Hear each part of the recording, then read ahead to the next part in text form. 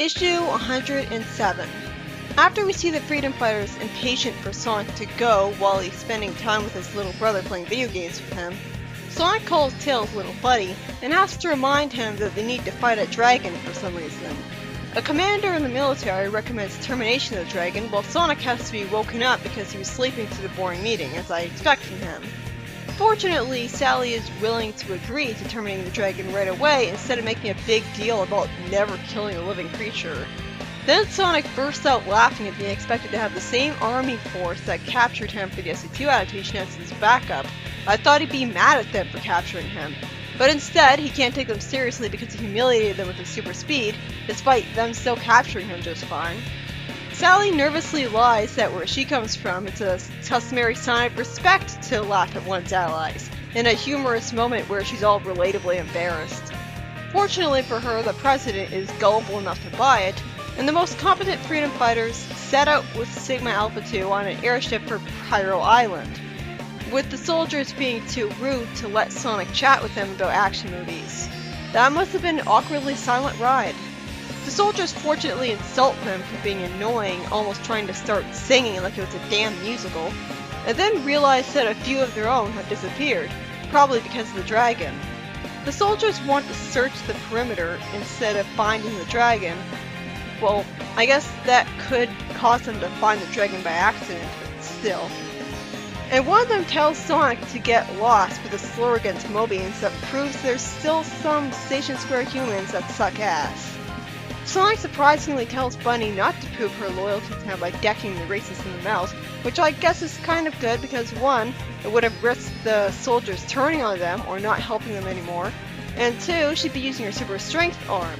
And let's just say she already said that she doesn't know her own strengths. Tails is strong savvy enough to assume, correctly, that a dragon lives behind a waterfall, since there's always something behind a waterfall. And to everyone's surprise, Dulcie is here, and they all hug her saying they haven't seen her in ages. Shouldn't she have told them that this is where she usually lives? Like a long time ago? Sonic assumes that Dulcie knows the dragon who attacked Station Square, and rather than Dulcie being annoyed at Sonic assuming that all dragons know each other, he turns out to be right. And this evil dragon is Dulcie's friend, who paranoidly insists that these are her enemies, with her reacting as unhappily as she should to that. Sonic stands up to him, calling him a cold-blooded lug, and isn't told by him why he attacked the city. Then Dulcie reveals that the Overlanders want Pyro Island for their military tests, and they attacked first a few days ago. Bunny then says that they must have attacked Dulcie's arm that looks just fine to me, too. Although speaking of just fine, Bunny's new hairstyle certainly doesn't qualify. I wouldn't even picture her to have hair that could be fashioned into a hairstyle. Fortunately, the evil dragon gets shut up with a muzzle by the soldiers, but the soldiers think that Dulcie's evil too, even though they should have been able to hear from the conversation they were just having that she's Sonic's friend. How the hell did they just notice her? She was right beside the evil one. Fortunately, Sonic humiliates the idiot soldiers again by taking apart their guns in less than 3 seconds, and Sonic playfully teases them about not being prepared for that, and starts fighting the dragon after Dulcie gets smacked all the way to a waterfall and starts crying, which surprisingly makes me feel a little bad for her, getting smacked by her friend. But she still is out of place in the Sonic series. Somehow Bunny figures out that she was wrong about the Overlanders being the one who hurt Dulcie's arm. If she was incorrect about it, then why didn't Dulcie correct her right away? Instead it turns out that, as I assumed from the beginning, I only second-guessed myself in Dulcie introducing him as her mate instead of boyfriend, Dulcie is in an abusive relationship, with Bunny saying the pretty sad line, "Why would you want to be with somebody who hurts you?" And that's why she didn't tell them what really happened at first. Well then. Bunny shows that she can actually be a caring person, saying the cliche things said to comfort Dulcie, including saying that she's beautiful, which is totally out of place because with Dulcie's very weird and not feminine at all design, she's clearly not beautiful. I feel sorry for her, but still. The soldiers across the river mentioned setting explosives, which cause some rubble to fall, and make the heroes all call out for Sonic and Zan the abusive dragon in a panic. And Tails says that the cave is sealed shut.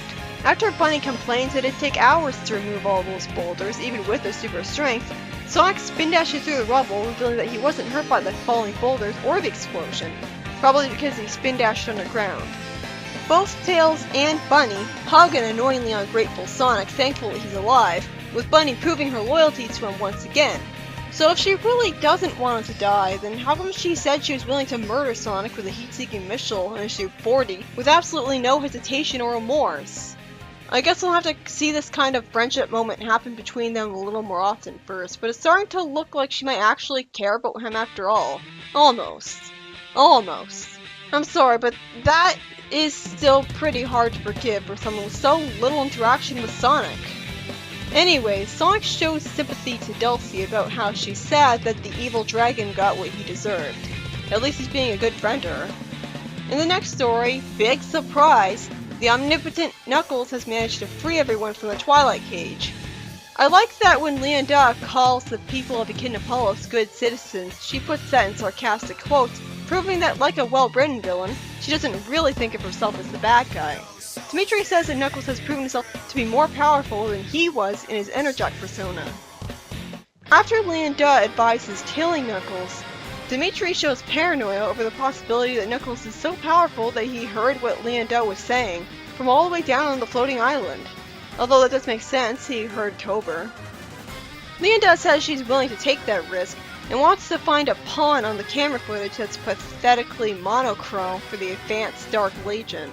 After it's implied that she's going to try to use the hodgepodge fusing of Knuckles Julie Sue as a pawn for her plans, either that or the Constable, the Thing decides to give herself a fake name of Janica because considering where she is, telling anyone her real name would sound the alarm. Doesn't she mean when she is? Unless it's absolutely proven that she's from a separate dimension.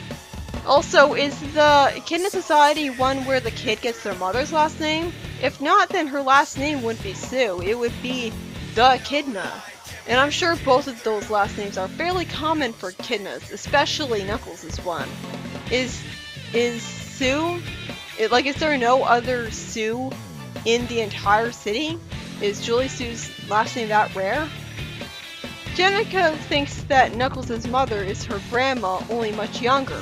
Well, it's good that they're confirming that she'll continue to live for that long. Unless, again, Jenny's actually from another dimension and doesn't know it. I mean, there's so many different parallel dimensions that have been shown, like literally hundreds of them. Meanwhile, Vector snarks amusingly at Mighty about his Captain Obvious remarks that they're back on the island, saying, "Really, Mighty? What gave you the first clue?" SBO says that there's no sign of Knuckles or Julie with them. The Brotherhood are upset about Haven being virtually destroyed, and Thunderhawk has to be the one to point out the obvious that the Dark Legion did it, instead of Sojourner immediately jumping to that conclusion himself. Thunderhawk then says that from his perspective, the Brotherhood was just fighting their nemesis of the Grand Conservatory, and now they're here. So the people who were sent to the Twilight Cage were unconscious the whole time and somehow kept alive. They should have done that with the Dark Legion in the first place. Then they'd never get out. It's pointed out that both Hawking and the old Matthias are no longer with them, with Spectre explaining to them what's happened to them and sensing Tober's presence with them too. For some reason, Knuckles, after telepathically hearing what the Brotherhood has to say, I guess because he loves his father so much, telepathically tells his father, the hologram of himself, that he's fine and he's in the city. And for some reason only Locke was able to see and hear him. Hear, fine, but see? Locke was forced to imagine Knuckles, I guess. That must be how it worked. Lara Lee wonders if Knuckles isn't taking care of himself because he's all green. As if echidnas turning green and glowing when they're sick is commonplace or something. And hugs him asking where he's been, with Jenny being surprised that he's all green. You'd think her mother would have told her about that kind of episode. As I expected, Jenny's thoughts reveal that she's Knuckles' daughter. Then Knuckles tells the constable to stand down in front of Dimitri. Wait, what? Why? Well, he did say he was willing to give Dark Legion a chance, but he got what he wanted. He saved Echidnapolis. The first story was written by Carl Bollers, and has the dragon being defeated thanks to the explosives of the racist soldiers from Station Square, with the unnecessary twist that the dragon was Dulcie's abusive boyfriend. It at least shows you what a good friend Bunny could be as she comforts her in the typical way about it. But this could have easily been cut from the story with a few dialogue changes and nothing would have been lost. I can't believe the soldiers didn't realize Dulcie was Sonic's friend. and didn't even notice her, even though she was in the middle of a conversation confirming it right next to the fucking thing. That was pretty stupid. How did they guess that Dulcie was female so easily anyways? She doesn't wear earrings or lipstick. Also, if Dulcie's such a close friend, why is this the first time the heroes are learning about her living on Pyro Island? You'd think this would be one of the first things she'd tell them about herself. That's basic conversation. But another important thing to note is how much Bunny proves her loyalty to Sonic in this issue. She's willing to deck a soldier in the schnoz for being a racist against Sonic, with a super strength arm no less. And when she sees that Sonic survived a landslide, she's just as overjoyed as Tails is and hugs him right away. This really needs to happen more often. The dragon gets defeated, and fortunately the president follows through with his deal to take the Overlander refugees, even though it was his soldiers and not Sonic who defeated the dragon. And in the second story, by Ken Panders, after Knuckles of course succeeds in getting the people of the Kingdom Hollows back, it's implied that Leon Da is planning to use Knuckles' daughter from the future as a pawn against them. Either that or the other guy. Still can't get over that whole hodgepodge design of hers. It looks like Knuckles and Julie Sue got telefragged together. Show an actual personality for it first, and then maybe I'll get past it. The other important thing is that Knuckles seems to allow Dimitri to try to take over Kingdom Hollows. I don't see why the government of that city would agree to it just because Knuckles says so. I really want to see how the Dark Legion would run the city, or any city for that matter. But considering it's been confirmed that they're the type of government to put memory-racing chips in the brains of every newborn child, I think the fact they're an evil tyranny should already be a foregone conclusion. But let's see how this goes.